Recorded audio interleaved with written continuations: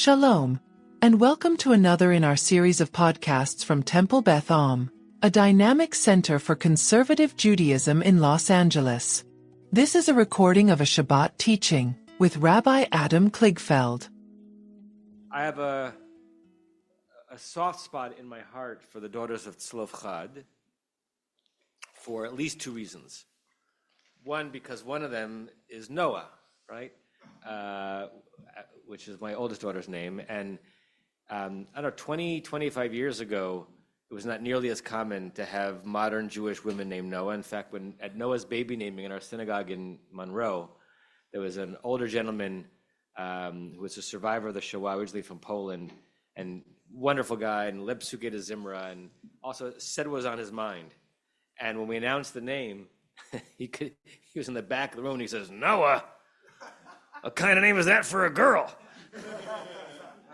Because the English Noah, of course, is from the Hebrew Noach, and the Hebrew Noah is one of the daughters of Tzlofhad. So I feel connected. And Noah, you know, some of those names we still name. It's been a long time since I met a Machla or a Milka.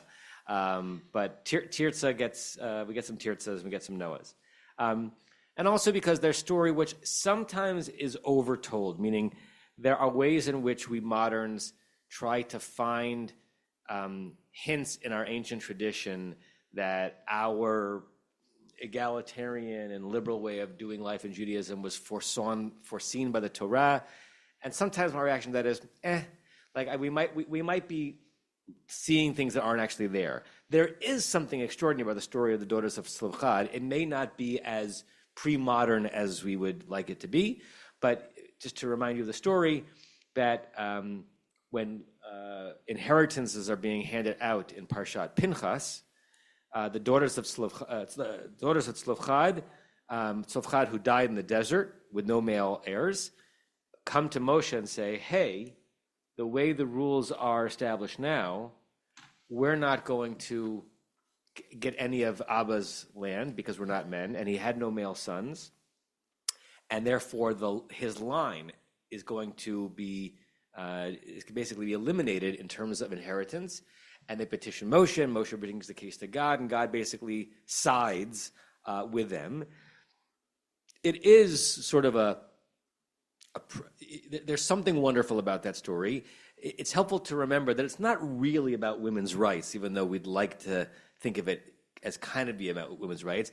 It's about their father's line persisting with an inheritance in the land of Israel. And so it's like women's rights adjacent. But it's still a story to which we can go back to show that the Torah was inside of itself malleable, flexible, and interested in adapting to real questions about whether or not a certain legal ruling was fair. Right? So there are aspects of it that really are wonderful, and sometimes we stretch it. But I want to study something else about them in this week's teaching. So look at the first source. This is from the very, very end of Parshat Maseh. I said Matot before I meant Maseh. We have a double Parsha this week, so I could choose from Matot or Maseh to teach. These are the last three verses of the book of Bamidbar, the book of Numbers. Okay?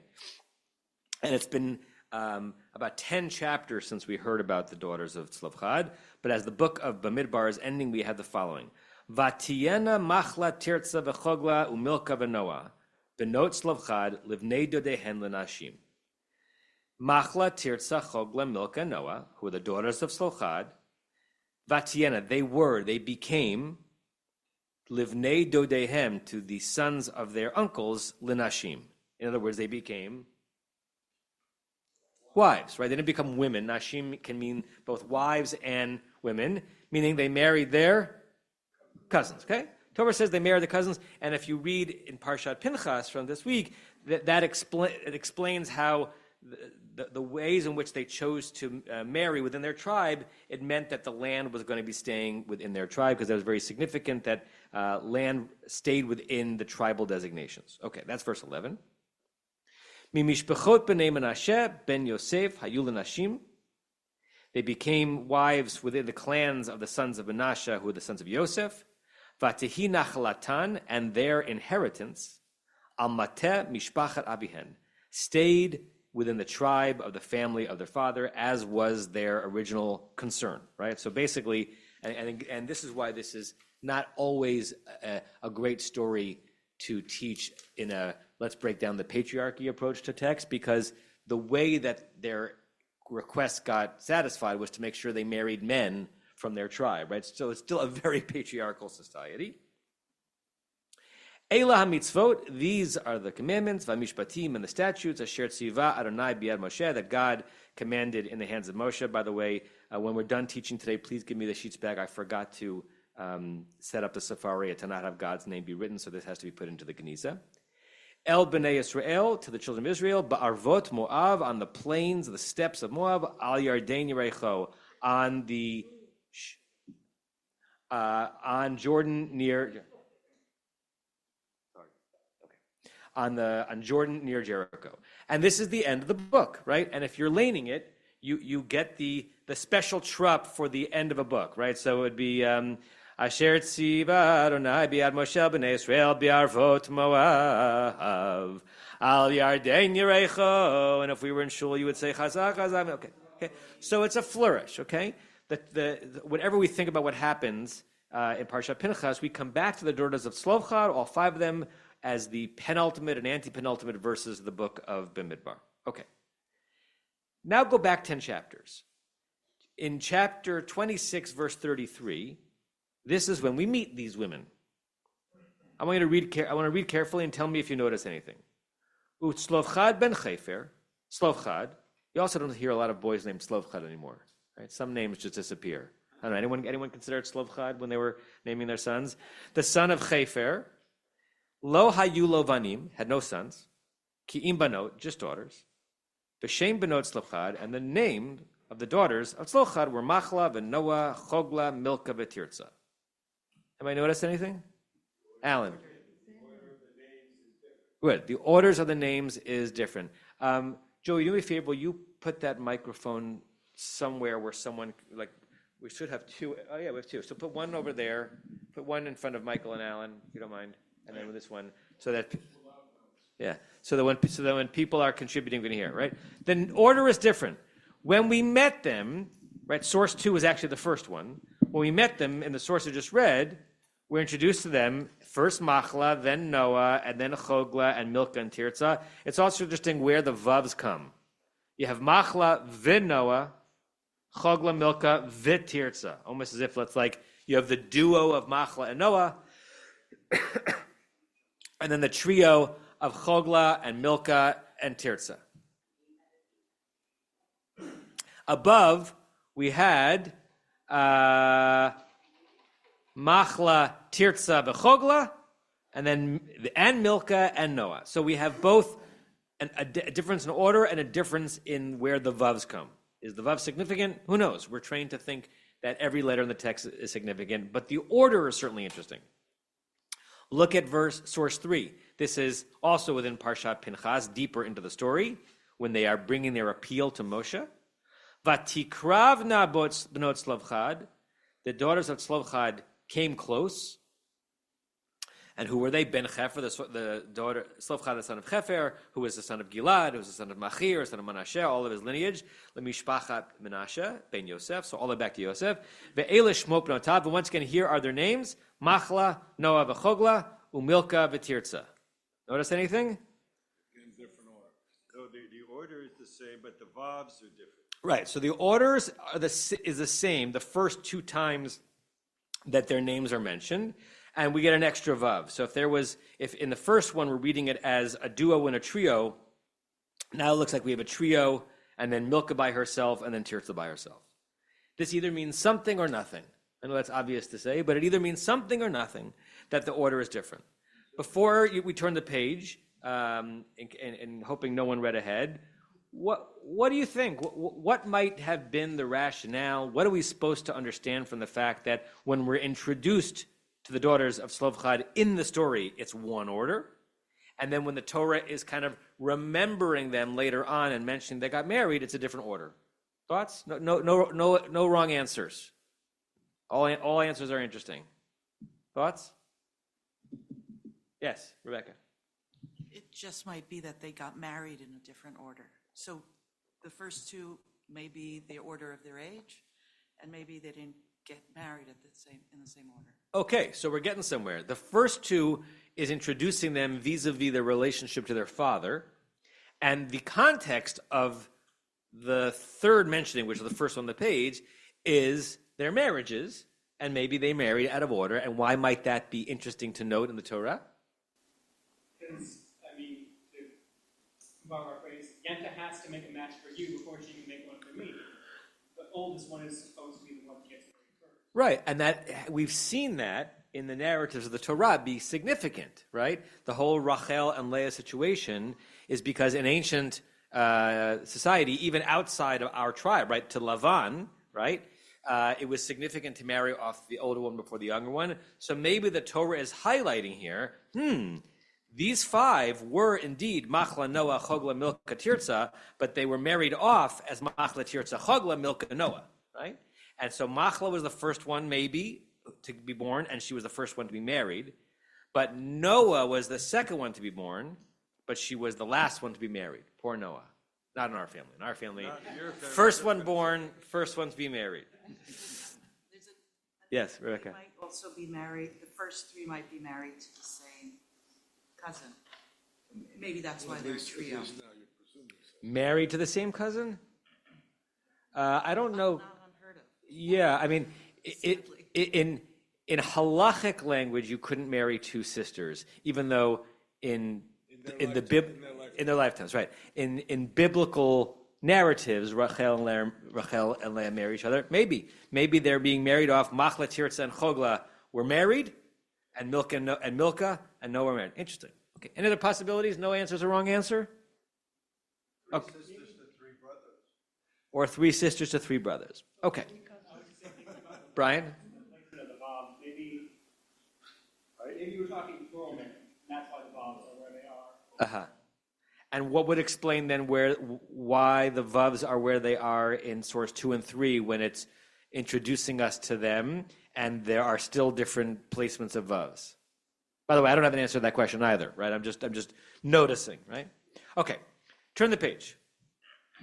I found some interesting stuff regarding this difference of order. And by the way, this is one of those situations where if I knew this before this week, I don't remember knowing it. Which every time you study the Torah, you do indeed uncover something that you didn't know. If you would ask me this Wednesday, is there any difference in the order in which the daughters of Tzlofhad are mentioned in the Torah? I would have guessed probably not. Why would there be? Okay. But Rashi notices because he notices everything. So this is Rashi on the first source of the page, which is the second or actually third mentioning of their daughters. Rashi at the end of the book of Bamidbar. He quotes Machla Tirza, right, as opposed to Machla Noah. Khan, here at the end of the book of Bamidbar, Minna'an, the Torah counts them or lists them. That root Minna'an is the same root from which we get Minyan, counts them. Lefi Gdulatan, as based on their order, their greatness, zo mizo bishanim, one from the other in their years, meaning age, v'nis'u keseder toldotan, but they were married, as Rebecca kind of predicted, according to a different order, according to their birth. B'chol hamikra mena'an lefi chokhmatan, but elsewhere they were counted according to their wisdom, to their capacity to think. Umagid sheshkulot zo kazo, and this is a way of telling us all that they were equal. And he quotes a source from the Talmud, Bava Batra, which is the longest tractate of the Talmud, and we'll see what that says in source 5. Lahalan, later on, Minna'an hakatuv derech gedulatan, that they were counted them according to their age. V'chan derech chokhmatan, but here, when they were listed originally, they were mentioned based on their wisdom. So it's almost the opposite of what Rebecca said. what Rashi and the Talmud is saying is that later on in our verse, they were married off by their age, and that's why they're listed that way. But when we're introduced to them not in their age order, but we're introduced to them in their smarts order, in their wisdom order. And you can imagine kind of the subtext of this. The context for the first mentioning them is they're bringing a claim, an intellectual, spiritual, religious claim to Moshe. And so they were mentioned in the descending order of, who's the first person listed on a paper, right? The one who contributed the most, right? So in that context, they're listed based on who contributed most to the conversation. Later on, they're listed by age order because that's actually how they were married off. And then the Talmud, we count people in a variety of ways. We mention them in a variety of ways. So, for example, you sometimes measure people by size, right? Size places, alphabetical order. The Supreme Court is done by seniority. You have interesting pictures of faculty that is done by distinction. So if you look at the early pictures of generation before you at the seminary, so sitting next to Louis Finkelstein on his right was Saul Lieberman. Before that, sitting next to Louis Finkelstein when he was alive was Levi Ginsburg. So you put people in a very particular, in multiple particular orders, depending on what your task is and what the recognition is. And you also see heads of state, jockey for who gets in what place, where, and how. Great. So what Rashi is bringing from the Talmud, we have some modern version of. There are you are counted, placed, sat differently based on the context. Sometimes it's age, sometimes it's wisdom, right? And again, given the contexts in which the women were mentioned here, it's a reasonable argument. And look what the Talmud does with it. So now we're at source 5, second line in Hebrew. Messiah le Rabbi Ami. This way of understanding the listing of Tzlofhad's daughters is helpful to Rabbi Ami. This is a Talmudic approach where you have a teaching and someone says, oh, that teaching you just mentioned, that's going to be a supportive text to something I once heard this other rabbi say. And what did Rabbi Ami say? Damar Rabbi Ami. This is classic Talmudic wisdom in very terse, cut language. B'yeshiva halech achar chokhmah. Almost exactly what Michael was saying. When it comes to sitting, what kind of sitting? Sitting and learning, yeshiva learning. When it comes to how you place someone in a meeting where the content of the meeting is Torah, halech achar chokhmah. Place them, put Finkelstein here, and then Ginsburg, and then Lieberman, right?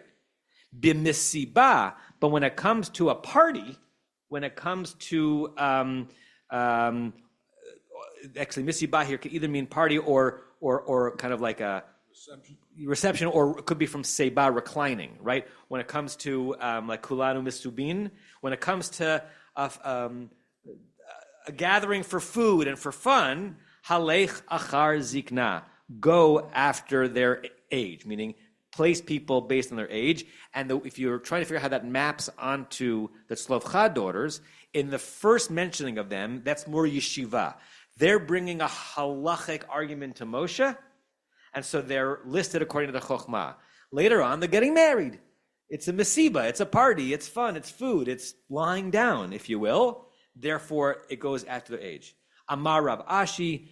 This, and by the way, he says, I don't know why I included it here, but it's in the Talmud, so I included it. V'hu demaflig b'chokhmah. This is only significant if there is a significant difference between the people that you're sitting vis-a-vis wisdom.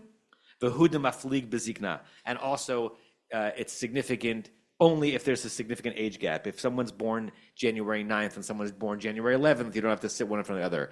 But if someone's born in 1949 and someone's born in 1955, and you're in a situation where the context is misibah, honor the age. Okay, so what Rashi is doing is saying that the order is significant, and we learn something from it.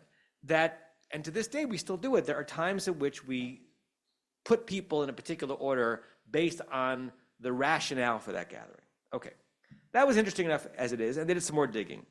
The digging I'm about to share with you doesn't sit well with me, but I think still find it interesting.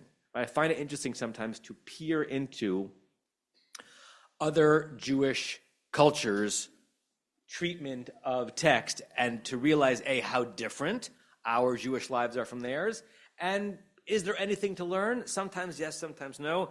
Do not leave the shiur saying that Rabbi Kligfeld kind of supports the conclusions of the text you're about to read, but I find it interesting. There's a collection called Mi Ginzano Ha'atik. The collection is called From His Old Collection. It seems to be a collection of stories that were like associated with several Hasidic Rebbes, and they were put into a book, and the book is called From His Old Collection, from his Geniza, okay? And it's stories, witticisms, sometimes some material that comes close to halacha, but mostly it comes to kind of way of life. Okay. Ishto shel Rav Shaul me Amsterdam. The wife of Rabbi Shaul of Amsterdam, who is the most beloved and renowned sage of Amsterdam and in the Netherlands in the 18th century. Excuse me. Shenit parsama benureha ki iluya, who was known in her youth as an iluya. As far as I know, this is the first time in my immersion in Jewish text that I've ever heard that word in a feminine. Ilui was a way of describing a genius, a Talmudic genius, male. I've never heard feminine iluya. When I learned the word ilui, when I started to study about the life of Rabbi David Weiss Livni, Zichrono Lebracha, who until he died 4 or 5 years ago, until he started to be demented before that, was without question the world's greatest living Talmudist. You may have heard his name. He was the best friend of Elie Wiesel when they were growing up in Siget, Romania. He was ordained as a rabbi at age 13 or something. Remember back then, to be ordained as a rabbi was not a professional degree. It was just mastery. And he was ordained as a rabbi and then was in Auschwitz and survived Auschwitz as a teenage rabbi. And then came to the United States and taught Talmud and Halacha, Talmud at the Jewish Theological Seminary. He famously and somewhat controversially, depending on your take on it, left the faculty of JTS when they started ordaining women in the 1980s. He said later on it was not because he didn't think that should happen eventually, but he didn't like the way that the JTS faculty went about doing it. Right? He said, "Don't think of me as a Neanderthal," and he was an Elui. When people said that he memorized the Talmud, he memorized the Talmud. And he writes in his autobiography about how he would make money in the shtetl with the pin test. You may have heard this, where you imagine a huge volume of Talmud, and he would go to the base medrash, and they would say, "David, if a pin is piercing this volume of Talmud, what word is it piercing on page 32a?" And he would know. He would know. What is the 37th statement of Rava in Masechet Kiddushin? And he would know. That's how he made money, okay?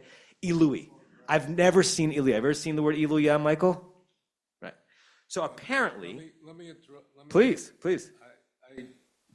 I traveled when David Weiss Livni, Zichrono Livracha, wrote his autobiography.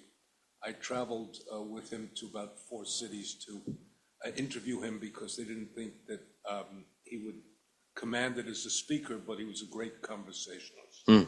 So he told the story about his admission to the seminary, which is worth telling. He comes to the admissions board, and he's coming from Chaim, Berlin, which is an ultra-Orthodox yeshiva.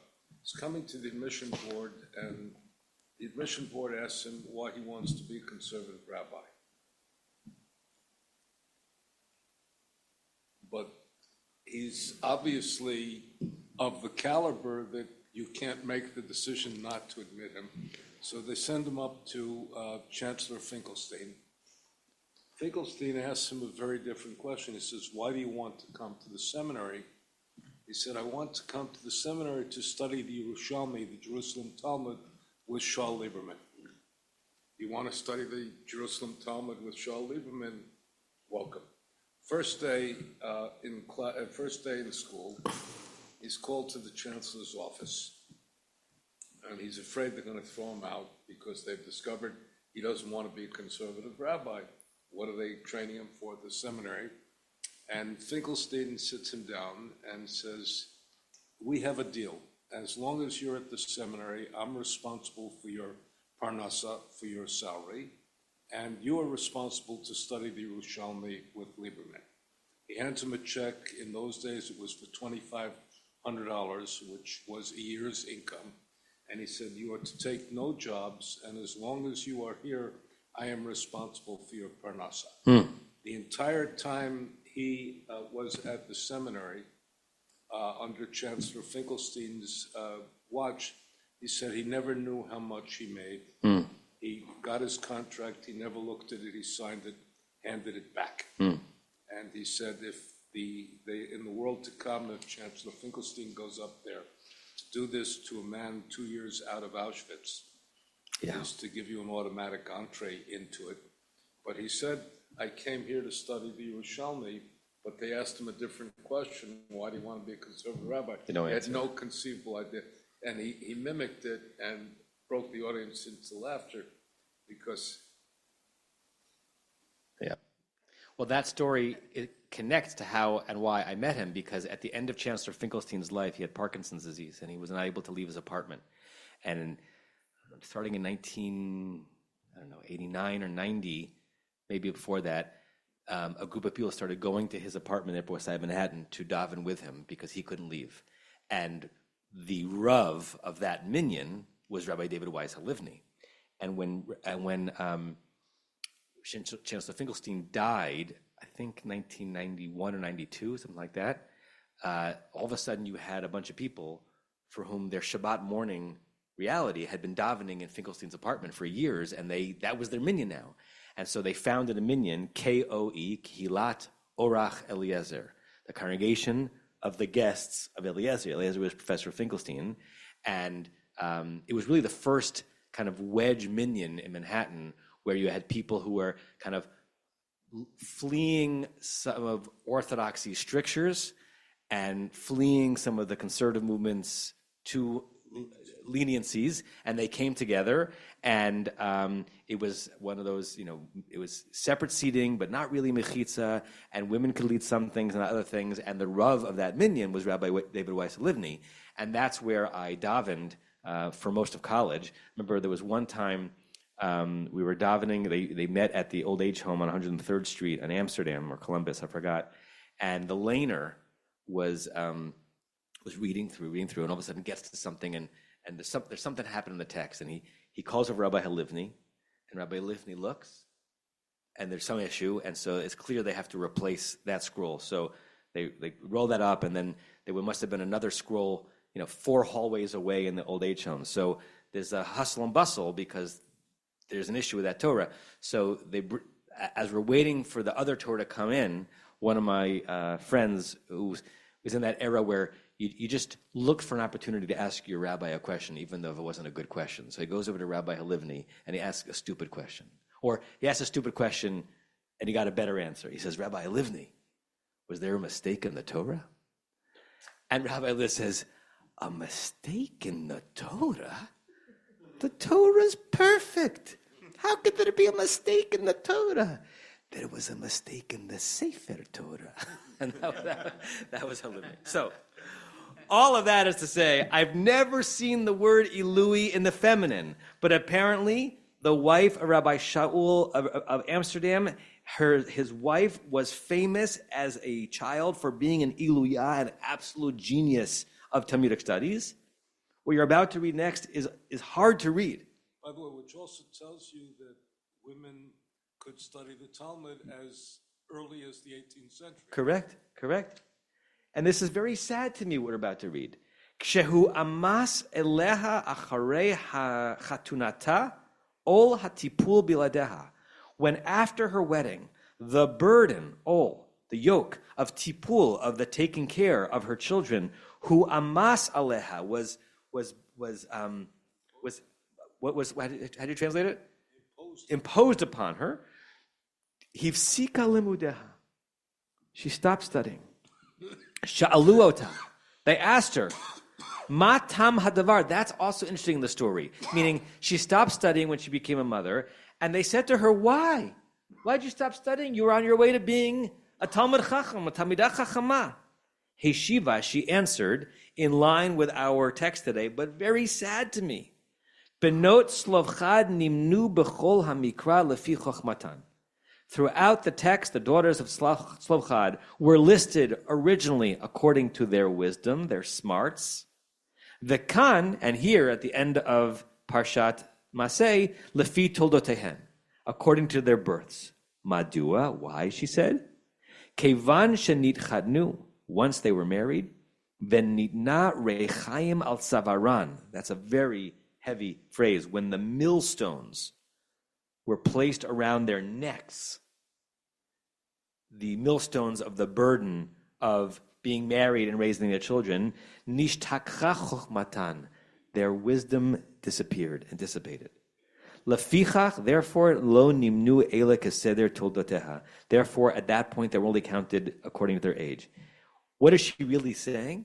And it's very sad. She's saying that, first of all, she's a scholar enough to know the sources, right? To know the Bava Batra and to know the Rashi, that the reason why Tzlofchad's daughters were listed differently in different places is because they were listed one way for wisdom, one way for marriage. But she's also living in such a kind of a Haredi lifestyle that said it must be that once you start giving birth, that your wisdom leaves you, either because you don't have time to study or because you're focused on other things.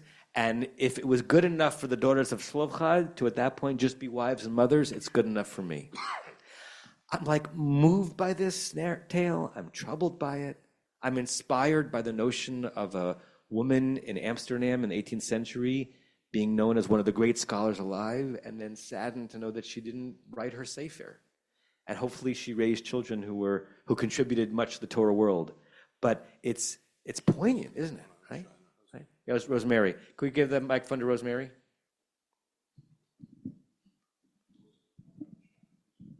Yeah. I had the same question in France because our synagogue was traditional. And when the children were born, then we had to stay home. And the answer of the rabbi was, we are doing much bigger mitzvah, taking care of our children, so our husband can go to synagogue and study. Yeah. So that was a comfort. I mean, not that we were eliminated, but we were backing our husbands. Yes, there is something beautiful in our tradition about how much sacred weight we put to raising a family and raising Jewish children. In fact, I've shared the story before, so if you've heard it from me, I apologize. There are ways in which that very concept is wielded in more liberal settings for impact. So I was once at JTS, where I went to rabbinical school. Years after I was there for a meeting. And I happened to be at Mincha. And apparently at that time, there was some kind of controversy stirring because the dean of the rabbinical school at the time, my friend Rabbi Daniel Nevins, was upset and disappointed that a lot of rabbinical students were not coming to morning minyan, right? He was basically saying, come on, you're studying to be a rabbi. Get out of bed and come to minyan. I actually got his frustration. And apparently he wrote some things in the bulletin and people were pushing back. He thought he was being too imperious, whatever. And when I was there, it was a week in which people were giving divrei Torah in between at Mincha to respond. This is a very Jewish way to respond to things. Let's share words of Torah in response to the argument. And the day that I was there, Professor David Kramer, who's been teaching Talmud at JTS for many, many years, gave a beautiful Dvar Torah. And I forgot the sources he used, but he basically said, one way of looking at the situation, which is how the dean is saying that our students are being mekel, lenient, too lenient on the obligation of tefillah b'tzibur, of praying in a congregation. But he says there's another way of looking at it, because he happens to know that a lot of the people who were not coming to minyan, male and female, were parents of young children. And he says maybe they're not being mekel, lenient, when it comes to prayer, but they're being machmir, they're being stringent in the mitzvah of gidul banim, of raising children. Right? It's very easy to judge and say this person is slacking off here. Maybe they're just doubling down on the very important mitzvah, we would say for men and women, of being with your children in the morning. right? So we wield that notion sometimes as well. We valorize, I'd like to think, men and women who might spend less time in shul or in studying their work because they're spending more time raising children to the next generation, right? So it is a value that we find significant, and it's still sad to hear it reported here.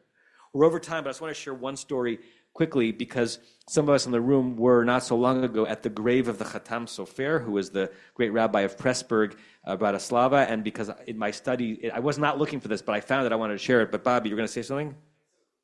Yeah.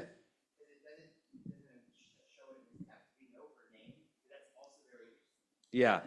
I don't know her name. I'm sure that I hope her name is known. I don't know her name. I had never heard of this woman. I had never heard of Rabbi Shaul of Amsterdam before this, right? This is why when I prepare to teach, it's a wonderful adventure for me because I never know what I'm going to find, but I don't know her name.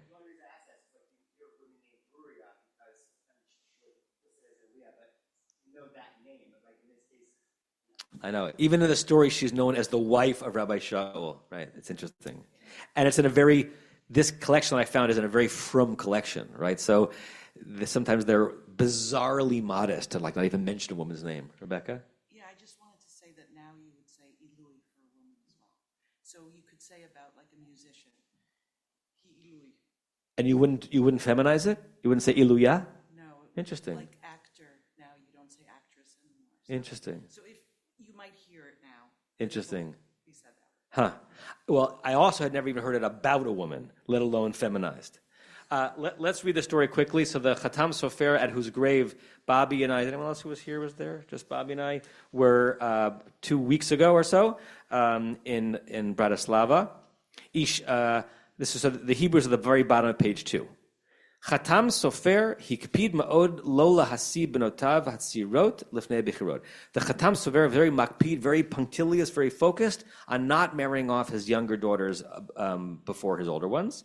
And he brought proof from our verse meaning the one in the end of the Bamidbar. Ki al hakushya, because on the question, lama nimnu kan benot Tzlofhad lefi seder acher miasher Parshat Pinchas, on the question of why they were listed in a different order in Maseh compared to Parshat Pinchas, Omer Rashi, he knew Rashi, and Rashi said, kan mena'an lefi gdulatan zomi zobishanim. Here at the end they were listed by their age order, v'nisu keseder gedulatan, and they were married off in that order. Uv'chol mikra mena'an lefi chachmatan, and elsewhere they were all married. They were listed by their wisdom. Anu lomdim mizeh, we learn from this. Afal pisha lefi chachmatan haseder hu kafi shekatuv b'Parshat Pinchas. Even though, according to their wisdom, their order was as it was in Parshat Pinchas, aval nisu lefi gedulatan.